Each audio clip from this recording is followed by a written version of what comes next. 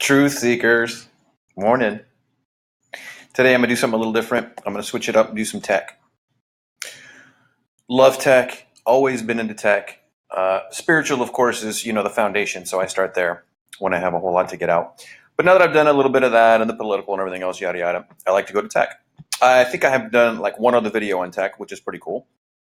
I can't remember exactly what it is at the moment. But, excuse me, the video I want to do now is within regards to sound, surround sound specifically from a PC or a computer home theater. Done a lot of research, looked over this for many, many years, wrote about it on my blog at TommyHawkBlogspot.com, and basically have come to find this. There are two kinds of signals in the world. PCs usually use the first kind. It's called analog. Analog's analogous to when you turn the dial like on a radio or a stereo and you got it goes up increasingly, so it's got the whole wide gamut. So we could think of that as analog, right? There's many, many shades of analog. Whereas there's also digital. So there's analog versus digital. We've all heard about analog versus digital. So digital is just on off. That's all it is. It's just on off. And so all of those bytes, as they're called, is nothing more than a collection of on-offs. And that's what digital is. Turns out what happens is you lose a little bit of quality when you're in the digital arena because it's just on-off. So stuff gets clipped off that wouldn't have otherwise in an analog setup. So when it comes to surround sound, and you need all those different 5 or even 7 channels now of sound, basically the best way to get them is via analog. Now, it turns out that games in particular always use analog, just by default. Like the makers of games really don't, and we're talking primarily PC games. When it comes to like Xbox and that kind of thing, they don't use analog. They've actually contracted out with like Dolby to get like the Dolby surround sound that's digital. So they pay a fee, a licensing fee, and they build that into the cost of that game.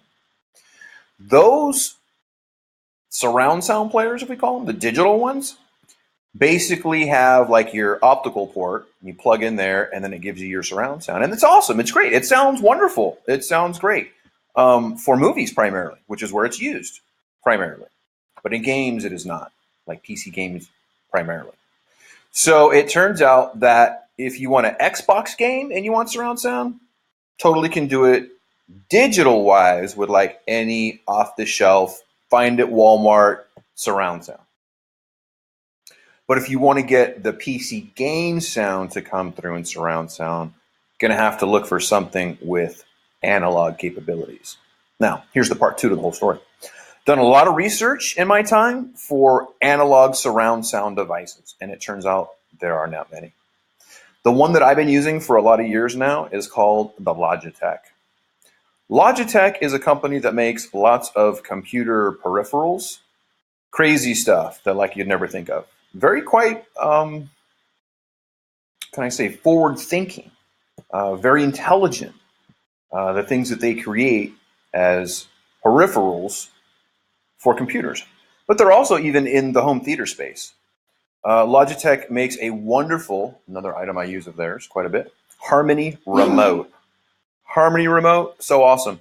Years ago, I laughed and I scoffed at spending like $100 on a universal remote. But then I actually had my 8-in-1 universal remote breakdown. I was like, all right, I've been looking at this Logitech Harmony for a long time. I'm going to do it. I'm going to plunk down the coins. I'm going to take the plunge and I'm going to check it out, see if it's worth that price tag.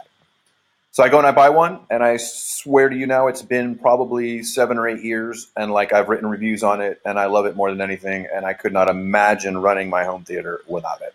What I think I'll do is probably just make another video all about the Harmony Remote and tell you why it's awesome. But for this video's purposes and the purpose of the surround sound from a PC, many, many years ago, I had a Z550 or something. I forget exactly what the model number was. And now I have a similar Z something that's their newer model. The old surround sound that I had many years ago from Logitech was a wireless rear speakers. Dude, that is awesome right there. Like the family loves that. The kids don't trip up in the wires. the wife doesn't like the ugliness of the wires, as they usually come from the surround sound to the, from the front of the room to the rear. So wireless speakers was awesome. And then they all of a sudden just discontinued that wireless speaker setup. I was so heartbroken. I bought probably 2 of those in the years that they were out. And then now I'm on the wired version, which is totally awesome, and I've been rocking it for a couple of years.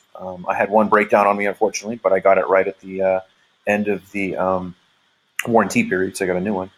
But my bottom line is this. If you're looking for game sound in 5.1 or 7.1 or whatever else surround sound you're looking for, it's probably going to have to come through the Logitech. I've not found many other surround sound devices that accommodate analog signals, which PC games pretty much provide.